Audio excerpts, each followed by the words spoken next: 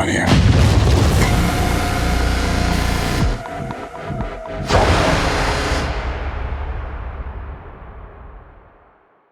What's up, Thank Frank? you. I Yeah, like no that doubt. shirt, man. I like that shirt.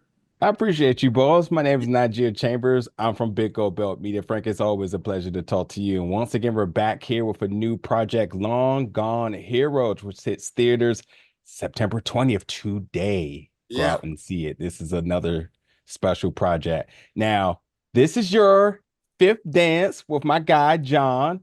It's a collaboration. Whenever I see it, it's a no-brainer for me. Had a chance to talk to John, and John, he's just been growing and growing in this directing role. Like he's the man. Like, He, he's very humble, but he's the man. yeah, he just had a movie in Venice with my dear friend James Badgedale and Ben Foster.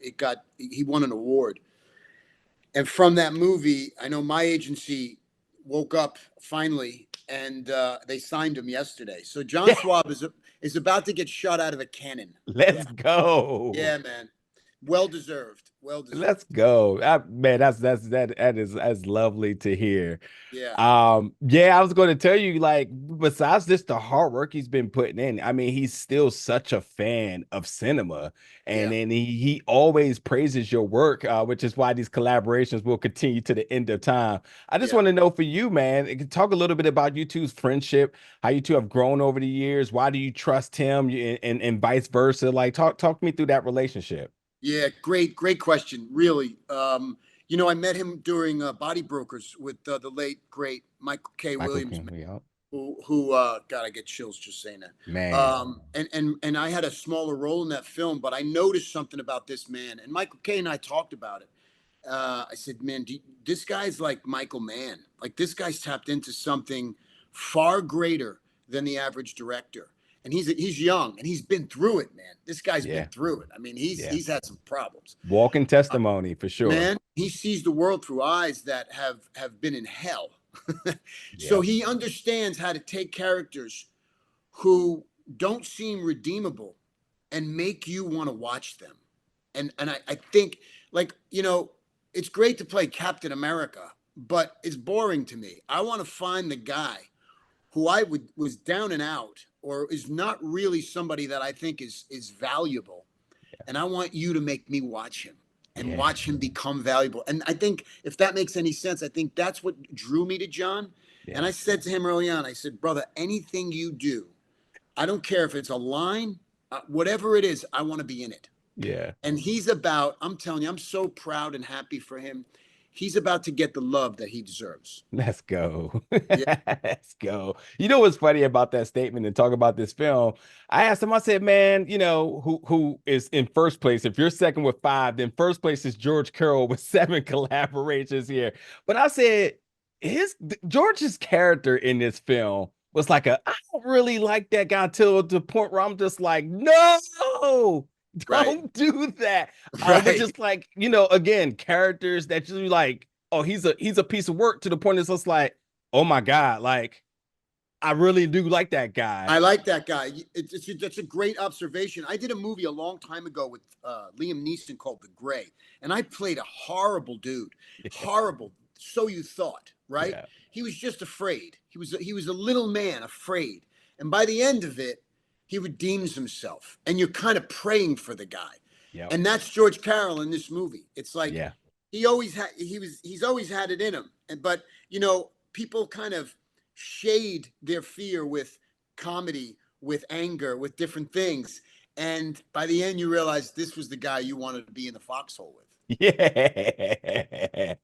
I gotta throw another name out there. Now, listen, no one on this earth can say a bad thing about Mekhi Phifer, man. He's an amazing human. He's a fantastic actor, but I think he got something more to say because when it now comes into the world of stunts and action, oh, he's cashing in a good old ticket here. And you all put together probably one of my favorites, third acts and fight moments this entire year. You're so well respected in this. You're amongst the elite.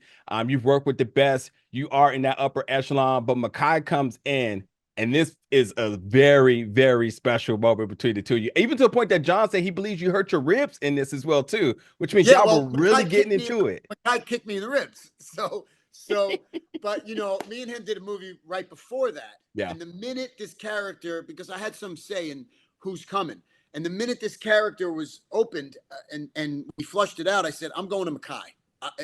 I just worked with this guy. I got a love affair with this man. I Yeah. said, I want Mackay's voice. I want Mackay's presence in this movie. And Yeah. he's a bad dude. Yeah.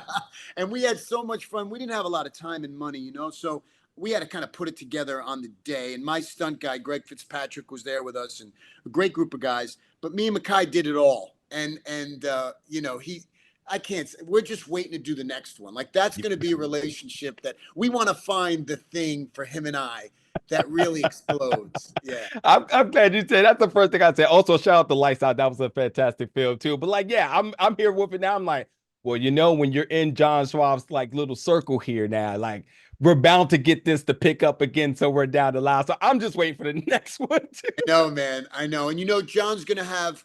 He's going to have more at his disposal. CAA is going to do some special things with him. And I can't wait, brother, to see what this guy can do with more than $3 million. Do you know what I mean? I mean, this film cost us a bit more than that, but it was, we started this in Puerto Rico. It shut down. I don't know if he told you. It shut down. And then 3 months later, we got a call like, hey, man, we're back. Yeah. So we had to revamp the whole thing. He kind of he Frankenstein this movie together, and you can't see the scars. Like, that's how good of a director he is. And Kevin Hale, our editor, hats off to him. But I cannot wait to see what John Schwab does with a legit budget. Yeah. Oh, man. Final question for you, Balls. I mean, obviously, we got to talk about Gunner. This is a character that even by the synopsis that just basically wanted to kind of leave the world behind. He was just kind of done with everything. But when it came down to the matter of family and the last bit of family that he has, I mean, this sends this man into a situation, almost a situation of no return home, but because he had to do what he had to do.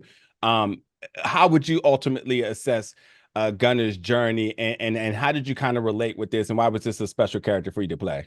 Yeah, great question. I'm a family dude. I got 3 sons. I got a big family, and family is everything to me, right? And so, I've had some fractured, broken relationships in my family, and it's always a waste of time. It's like just love each other, right? And so when Gunner has this opportunity, he says it. He goes, I don't care about Venezuelans. I don't care about Russians. I'm just going to get my niece, right? And that's kind of his mission statement. But that niece forces him to open his heart and take these people, and it resonates, right? And so I'm there for a mission, but really I'm kind of, there's a bit of, I'm reconciling with who I am. Yeah. And I save a lot of people, and at the end of this thing, and it changes who I am, and you see that by the end. And it's because of this young, who I thought was an idealistic journalist. It's a great lesson that as an older guy now, to start listening to the younger people and don't poo-poo their ideologies, because the world has changed and I maybe haven't changed with it. And so it's a little bit of that, without shoving it down people's throats. Yeah. All right, Frank, we'll stick a fork in it there. We'll pick this up very soon. I know you forever working, John. Man, that's just amazing news to hear about from my guy. So I can't wait to see what he cook up next, which means he's doing something. You'll be involved. The whole family comes back, Melissa, Leo, and everybody. So that we'll pick this conversation up again. But as always, it's a pleasure to talk to you. And folks, you can check out Long Gone Heroes in theaters today, September 20th. It's been a pleasure, Frank. My pleasure. Thanks, brother. Appreciate it. Absolutely.